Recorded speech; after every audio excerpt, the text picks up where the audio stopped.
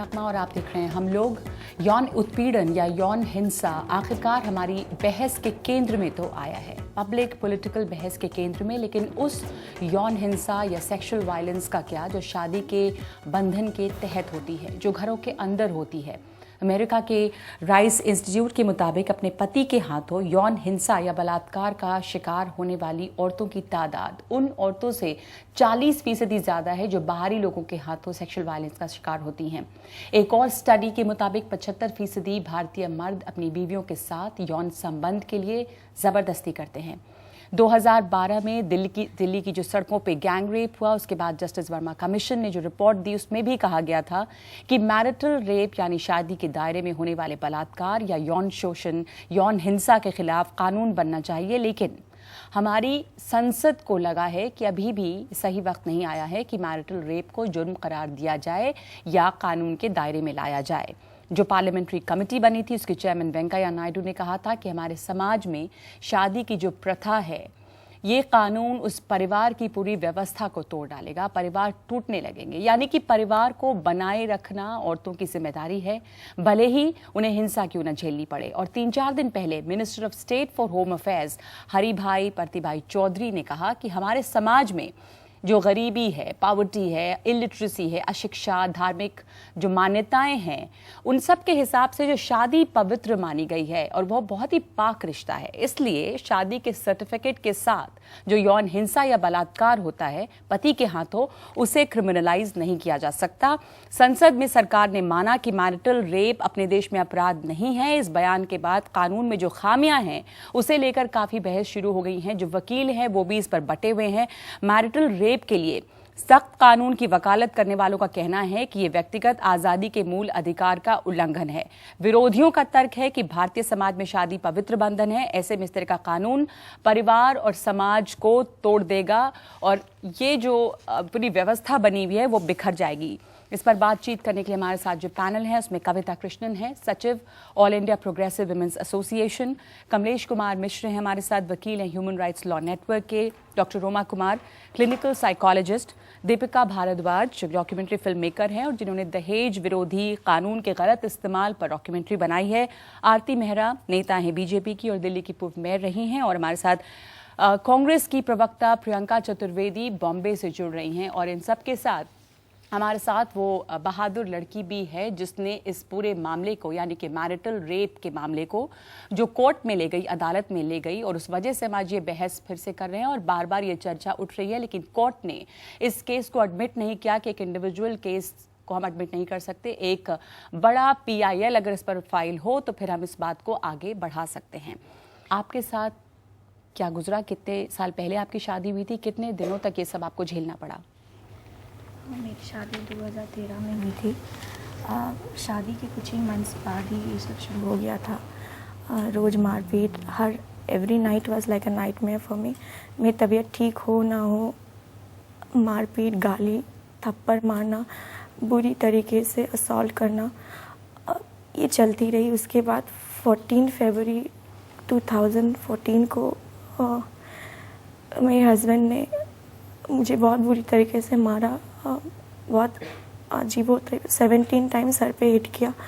फिर मेरे internal parts में टॉर्च लाइट इंसर्ट कर दिया था और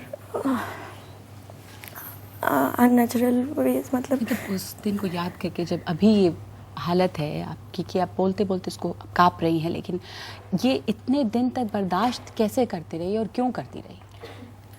जैसे कितने दिन ये सब सहना पड़ा इसके पहले कि कोर्ट गए? ऑलमोस्ट 8-9 महीने ये सब सही हूँ मैं, क्योंकि मैंने अपने माँ बाप के खिलाफ जाके शादी की थी, अपना धर्म सब कुछ छोड़ दिया था मैंने।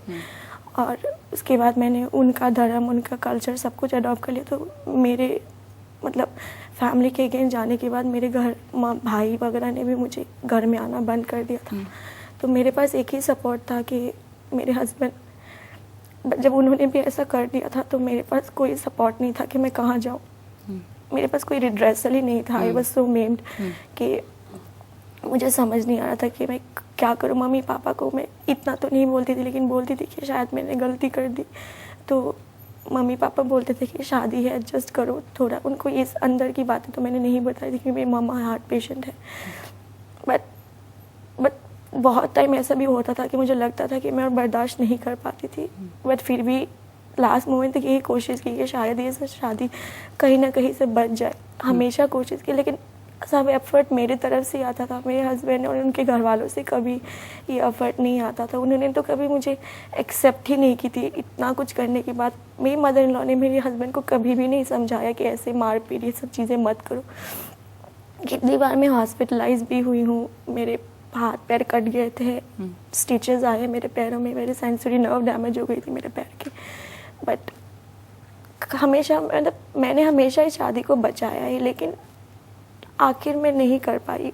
आपने मज़हब बदला था, आप पहले मुस्लिम थी, उसके बाद आप हिंदू धर्म में पर हाँ। तो अभी आपको वो अशुद्ध मानते थे। हाँ। अशुद्ध मानते थे तो अलग भी रखते थे, छुआछूत वगैरह भी हाँ। करते थे। हाँ, तो घर का हिस्सा ही नहीं थी कभी। उस जो इंसान जिसके लिए मैंने सब कुछ किया था उसी के मैं कभी हिस्सा नहीं बन पाई, तो अब मैं आपको क्या कहूँ। मैं ये जो हमने पूरा ये वाक़या सुना है, उससे ज़्यादातर लोग यहाँ पर और खुद हम सब लोग बार बार जितनी बार सुनिए वो सुन के बहुत ज़्यादा तकलीफ़ होती है। तो जो लड़की इस बात को दोहरा रही है और जिसने झेला है उसको कितनी तकलीफ़ होगी ये अंदाज़ा तो हम नहीं लगा सकते। लेकिन मैं सीधे जो हमारे साथ दो अलग अलग पार्टी के जो पॉलिटिशियंस हैं, मैं उनके साथ ये बहस शुरू करना चाहती हूँ। आरती मेहरा, मैं आपसे शुरू करना चाहती हूँ कि हिंदुस्तान में इस तरह की जो बर्बरता है जो शादी के दायरे में होती है, जो मैरिटल रेप है, वो गुनाह, वो क्राइम क्यों नहीं है? 80 देश और हैं जहाँ पर ये गुनाह माना गया है, इसको क्राइम माना गया है। तो वो क्या चीज़ है जो हमें रोकती है? क्या शादी लाइसेंस है इस तरह के यौन हिंसा के लिए?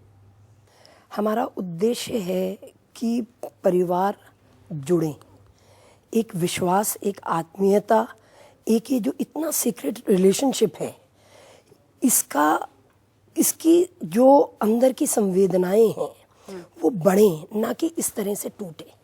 लेकिन ये भी एक बहुत बड़ा सच है और इस सच को भी समझ के हमें इसकी तह तक जाना जरूरी है।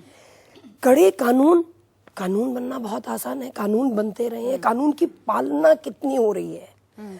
अभी जस्टिस वर्मा कमेटी की रिपोर्ट आई, मुझे लगता है कि बहुत जरूरी है कि उसकी समीक्षा होनी चाहिए, उस पे सर्वेज होने चाहिए कि हमने क्या खोया क्या पाया जी। क्या उस कड़े कानूनों के बाद कोई एक बड़ा चेंज देखने में आया? क्या उसका यूज हो रहा है या जैसे दिल्ली हाई कोर्ट के कुछ जजेस ने कहा, ऑन कोर्ट कहा कि उसका मिसयूज भी हो रहा है। हमें सोसाइटी में देखिए, मैं ये कहना चाहती हूँ कि मिसयूज कोई ऐसा कानून नहीं है शायद हिंदुस्तान में जिसका मिसयूज नहीं होता हो।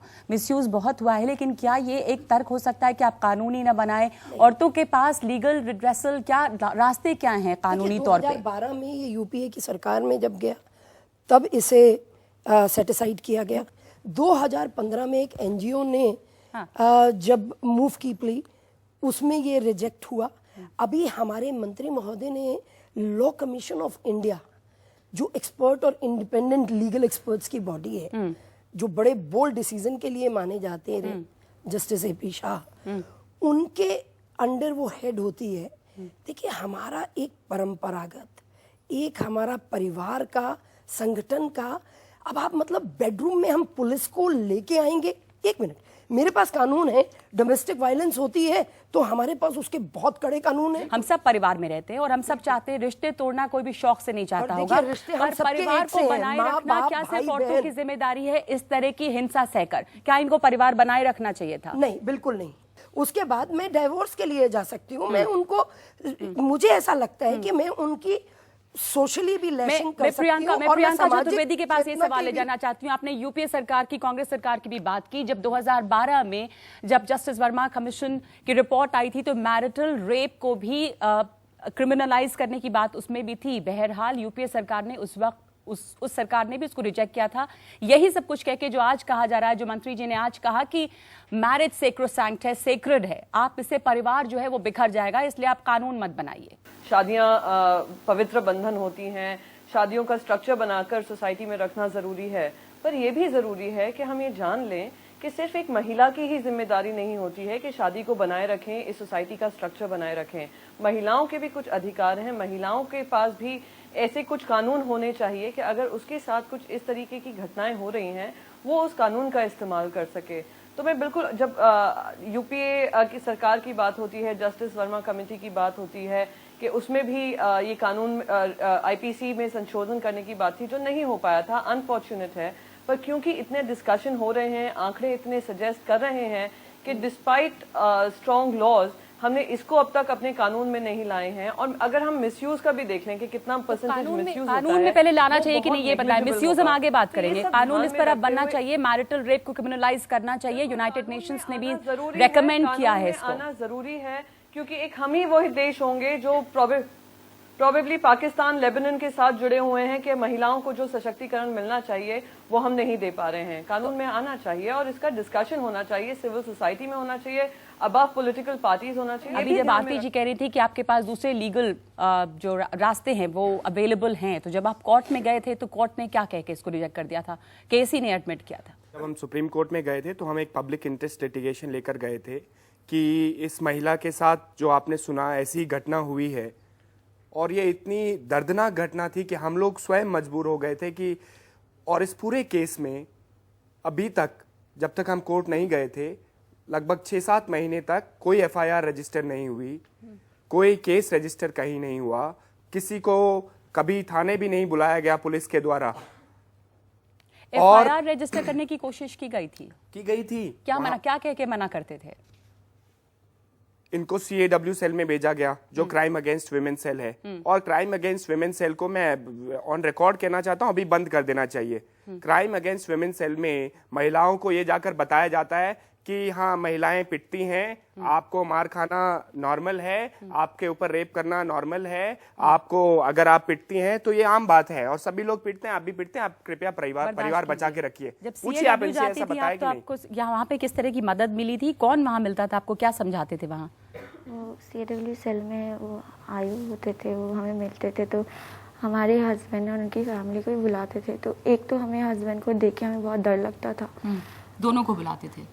उनकी फैमिलीज आती थी और हमारी मम्मी हमारे साथ जाती थी और मैं अकेली, और मेरे हस्बैंड के पूरे फैमिली आते। तो मेरे हस्बैंड की फैमिली बहुत इन्फ्लुएंशियल है, तो वो मुझे कभी कुछ, मैं उनको सारे फोटोग्राफ डिटेल्स वगैरह मैंने ऑलरेडी CAW सेल में दिए हुए थे, बट वो हमेशा ये बोलते हैं कि आजकल की लड़कियों में शादी बचाने की, मतलब एडजस्ट करने की कैपेबिलिटी नहीं है। ठीक है। जबकि हमने उनको सब कुछ बोला कि, फिर वो बोलते थे कि हमारे हस्बैंड पागल है, तो हमारे हस्बैंड में साइकोलॉजिकल डिसऑर्डर है, जो कि सच नहीं है। हमारे हस्बैंड कौन CAW वाले कहते थे? हाँ, कि इसीलिए वो ऐसे हमारे साथ बिहेव करते थे। अच्छा, ये रोमा, आप साइकोलॉजिस्ट हैं, क्लिनिकल साइकोलॉजिस्ट, ये जो पागलपन का बहाना लेकर लोग क्रुएल्टी करते हैं, बर्बरता करते हैं, बदमाशी करते हैं, ये काफ़ी आम बात है, या जैसा इनको सिखाया जा रहा था वहाँ पर कि शादी में ये सब बहुत आम है, क्या यही सच है? आपके पास ऐसे केस आते होंगे बहुत कि बर्दाश्त करिए, शादी में ये सब होता है, औरतें पिटती हैं, लड़कियों को सहना पड़ता है? ये तो मैं बिल्कुल भी सहमत नहीं हूँ इस बात से कि लड़कियों को पिटना चाहिए और लड़कियों को सब तरह की वायलेंस सहनी चाहिए शादी के अंदर। और अगर शादी में ऐसा कुछ होता है तो उनको मदद के लिए जाना चाहिए। और अगर शादी में पिटाई हो रही है, आई एम नॉट टॉकिंग कि ये सेक्सुअल वायलेंस, पर अगर पिटाई हो रही है और आपका संबंध अच्छा नहीं है तो आपको मदद के लिए जाना चाहिए। और अगर आप नहीं टिक सकते हैं उस शादी में और आप फिक्स नहीं कर पाते हैं तो उस वायलेंस से बाहर निकल जाना चाहिए। ये जो एक माइंडसेट है वो क्या है? ये पेट्रियार्कल माइंडसेट है, दबाने की, ये ताकत दिखाने की कोशिश होती है, जहाँ पर सेक्सुअल वायलेंस भी एक तरह से ये पावर गेम है, पावर प्ले है। तो ये किस माइंडसेट से ये मर्द आ रहे हैं? क्या समस्या क्या है? बचपन से ही स्टार्ट हो जाता है ये, जब बच्चे पाले जाते हैं। लड़की को अलग तरीके से पाला जाता है, लड़की को समझाया जाता है कि आपको इस तरीके से रहना है, आपने इस तरह से परिवार बांध के रखना है, आपने झगड़ा नहीं करना, आपने इस तरीके से बैठना है, आपने घर के काम करने हैं। और लड़कों को अलग तरीके से सिखाया जाता है। पर क्या तो मारपीट सिखाई जाती है? कुछ परिवार में शायद ये भी होता होगा। हाँ जी, सिखाई जाती है। बोला जाता है कि आप मर्द हैं, आपको मर्द की तरह रहना है, मर्द रो नहीं सकता, मर्द को रोने की जरूरत नहीं है, मर्द में ये ताकत होनी चाहिए। तो हम बचपन से ही बच्चों को इस तरह की सीख देते हैं। और फिर जब स्कूल जाते हैं तब हमारे कल्चर में अभी भी वो सेक्सुअलिटी एजुकेशन की बातचीत ही नहीं करना चाहते हम। और बातचीत करते हैं तो केवल कुछ ही जगह पे बातचीत करते हैं और कुछ ही तरीकों से बातचीत करते हैं। तो हम बच्चों को इस तरह से अवेयरनेस ही नहीं दे पाते। तो जब बच्चों की शादी होती है, खास करके जब महिला की शादी होती है, तो घर वाले उसे समझाते हैं कि तूने घर बना के रखना है, तेरी जगह इस घर में वापस नहीं है, ये खास बोला जाता है लड़की को। तो लड़की के दिमाग के ऊपर प्रेशर रहता है कि उसने घर अपना बनाना है और घर में समेट के सबको रखना है। तो अगर वायलेंस हो रही है, पावर यूज हो रही है, मेरी ये कहना है as a mental health person कि आपको मदद के लिए जाना जरूरी है। यू शुड नॉट वेट कि बहुत समस्या बहुत ज्यादा बढ़ जाए। आपको तब नहीं जाना है कि बहुत बिगड़ ही गया मामला। अगर आपको लग रहा है कि हमारी दोस्ती नहीं है, हम एक साथ नहीं रह पाते हैं, या हमारी सेक्सुअल इंटीमेसी नहीं है, तो आपको मदद के लिए जाना चाहिए। अगर हस्बैंड है तो वो अपनी बीवी के साथ जबरदस्ती कर सकता है, अनलेस के बीवी की उम्र 15 साल से कम हो, तब जो कि 375 में है। कमलेश, इसको आप जरा बता पाएंगे डिटेल्स में कि क्या प्रोविजंस हैं ये, और जो होता है कि आपके पास कानून पहले ही हैं तो नए कानून की क्या बात है, जैसा आरती जी भी कह रही थी। हमारे पास आई थी और हमारे पास जब उन्होंने ये कहानी बयान की तो हम लोग खुद इतने, पूरे ऑफिस में हम लोग खुद इतने डिस्टर्ब थे कि हमने ये सोचा कि हमें इस केस को लेकर जाना होगा। और उस समय भी हमने इसका कंपैरिजन 16 दिसंबर की घटना से ही किया था कि 16 दिसंबर की ऐसी घटना हुई तो हम सबने कहा कि इनको जेल में डालो, बंद करो, फांसी दे दो। लेकिन यहाँ पर एक महिला के साथ सेम वैसी घटना होती है, लेकिन बस इसलिए उसके साथ कुछ नहीं होता क्योंकि वो शादीशुदा है और उसका पति जो है उसको आज तक पकड़ा भी नहीं गया है। तो अभी के कानून में ऐसा कोई प्रोविजन नहीं है जिसमें इसके लिए सजा मिले। दूसरी बात यह है कि ये डोमेस्टिक वायलेंस के तहत इसमें कुछ नहीं हो सकता। डोमेस्टिक वायलेंस की कानून में कोई सजा नहीं मिलती है। जो सजा मिलती है वो 498A में मिलती है, वो भी सजा का दर बहुत कम है। दूसरी बात यह है कि ये जो बात कही जाती है कि अगर महिला के साथ ऐसा अत्याचार हो तो उसे शादी छोड़ देनी चाहिए। इस देश में पहले कभी ऐसा होता था कि जैसे कभी कोई किसी के साथ रेप कर देता था तो बोलते थे तुम उसी से शादी कर लो। ये नहीं समझ में आ रहा कि इस केस में जब इतनी ज्यादा वायलेंस हो चुकी है, मेडिकल रिकॉर्ड्स इनके पास हैं, कह रही हैं 60 डेज हॉस्पिटल में थी, 60 डेज कंटिन्यूस ब्लीडिंग। इतना वायलेंस वाला केस हॉस्पिटल में भी आप जाएंगे तो हॉस्पिटल भी शायद पुलिस को बुला लेगी। ऐसा कैसे कह रहे हैं कि पुलिस जब इसमें कोई कार्रवाई नहीं करती और समझाती है तो उसमें बुला सकते हैं जिन्होंने इनको बोला कि आप अपना परिवार बनाए रखें? क्या हम उन पुलिस वालों को बुला सकते हैं जिन्होंने इनकी FIR रजिस्टर नहीं की? 77 भी लगा सकती हैं अपने पति के ऊपर। ठीक है, बिल्कुल सही बात कही कि कैसे पुलिस रजिस्टर नहीं कर रही है। पूरी समस्या ही इसी बात पर है। पूरी समस्या यही, और कितना मुश्किल है इन औरतों समस्या ही इसी बात पर है।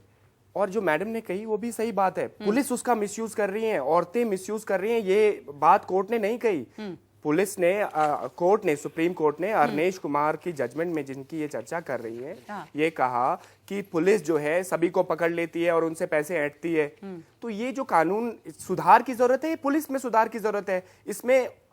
और मैं इसको पूरी तरह से ये नहीं कह रहा कि मिसयूज नहीं होता होगा, लेकिन इसमें बहुत ज्यादा मिसयूज जो है वो पुलिस के कारण है। नेशनल क्राइम रिकॉर्ड ब्यूरो की आप स्टैटिस्टिक्स देख लें कि डाउरी वायलेंस अभी भी कितनी हो रही है, डाउरी किलिंग्स कितनी अभी भी हो रही हैं।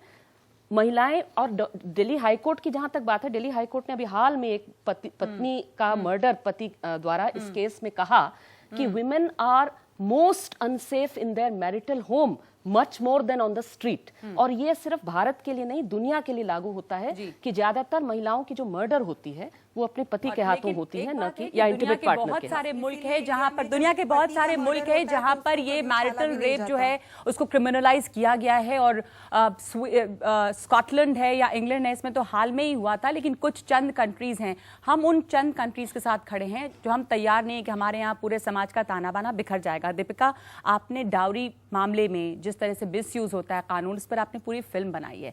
मैं आपके पास आऊंगी, एक छोटा सा इनसे जवाब ले लूं। विपुल, आप बताइए कि ये जो मिसयूज की हम बात कर रहे हैं, जो उल्टा केस होता है जहां पर औरतें ही फंसा देती हैं, आपके साथ कुछ ऐसा हुआ है? क्या आरोप है, कब से केस चल रहा है? मेरी शादी 22 जनवरी 2014 को हुई थी।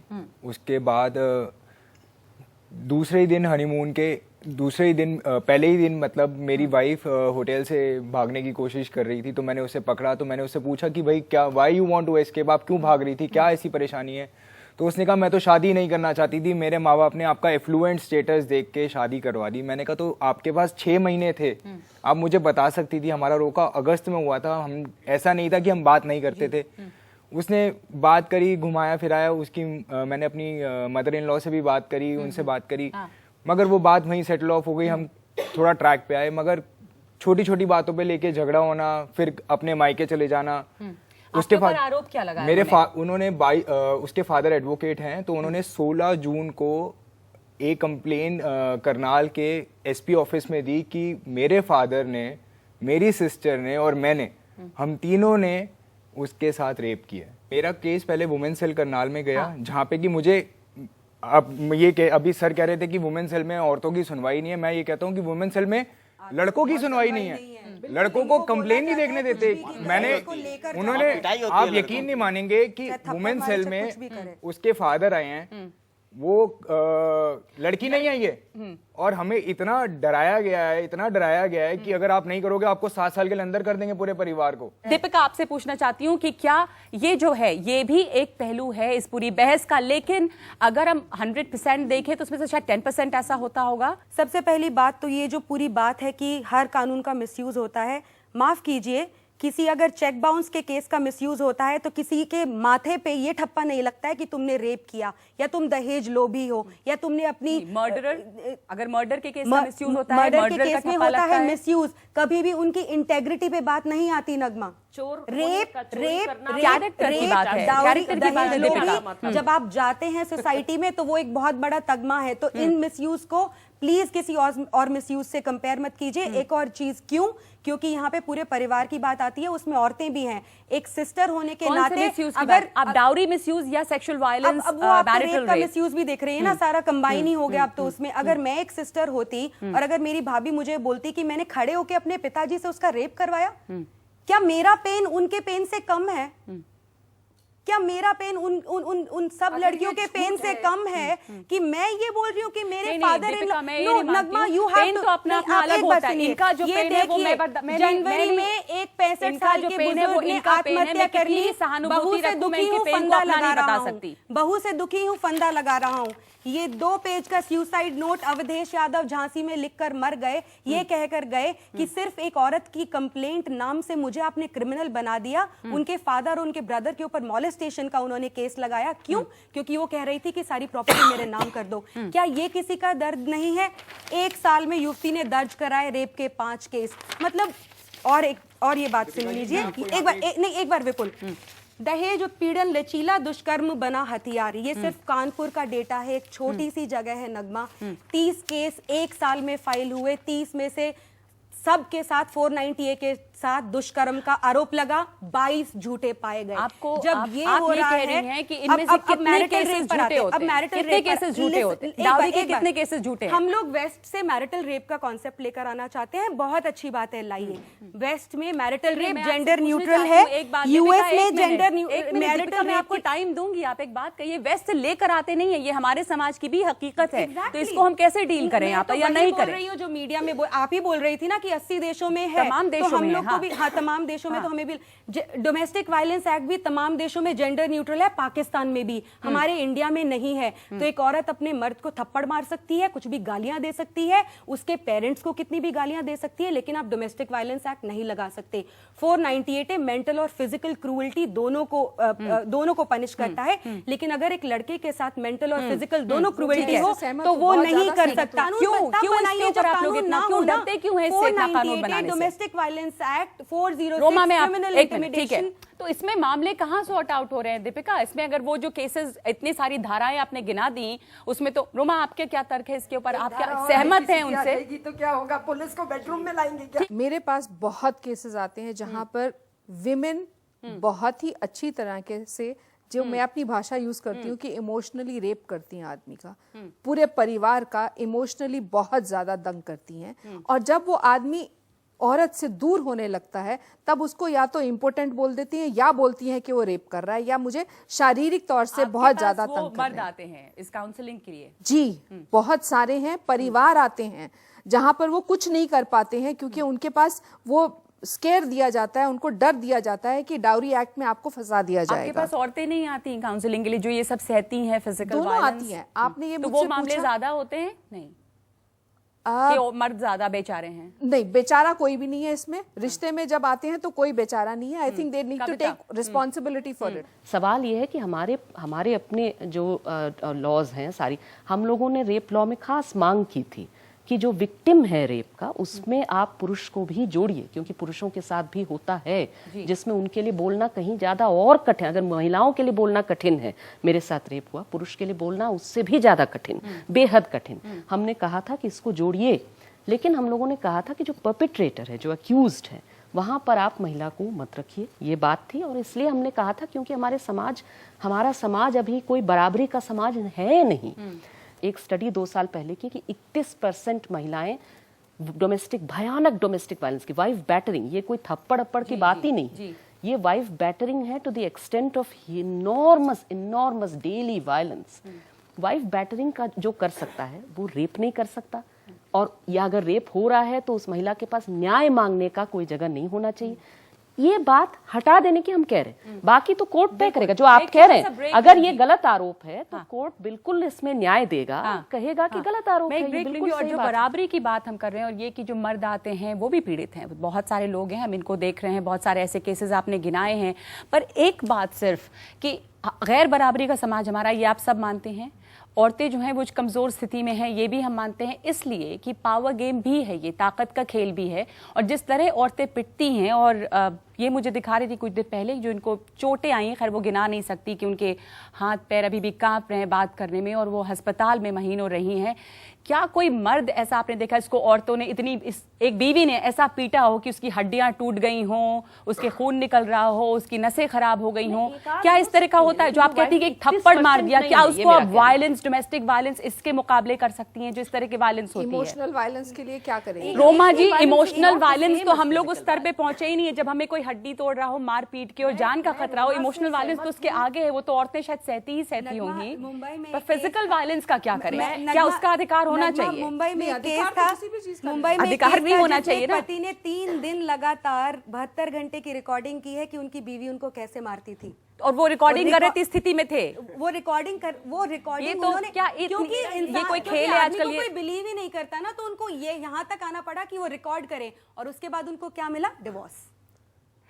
उनकी बीवी उनको इतना मार रही थी कि वो इस तरह के खराब हालत में थे, वो रिकॉर्ड कर पा रहे थे। मिली आप मतलब अगर मैंने कहीं पे कैमरा लगा दिया, क्योंकि मैं हर रोज फिरती हूं। चलिए ठीक है, खैर एक बात तो ये है कि हमारे समाज को हम कैसे बचाए रखें, क्योंकि समाज इस हालत में पहुंच गया है कि जो आप बार बार कह रही हैं कि बेडरूम में हमें कैमरे लगाने, तो कैमरे तो लग रहे हैं बेडरूम में, कैमरे तो पति खुद लगा रहे हैं कैमरे।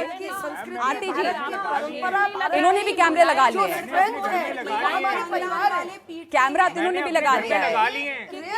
एक मिनट रेयर केसेस है विपुल, एक मिनट। समाज की हमारी हालत ये हो चुकी है कि कैमरे घरों में लग रहे हैं, अब उसको बचाए रखना, इज्जत जो इज्जत है परिवार की, अब जो स्ट्रक्चर है औरतों के ऊपर, उसका दारोमदार फिर भी डाला जाता है। ब्रेक के बाद इस चर्चा को आगे बढ़ाएंगे।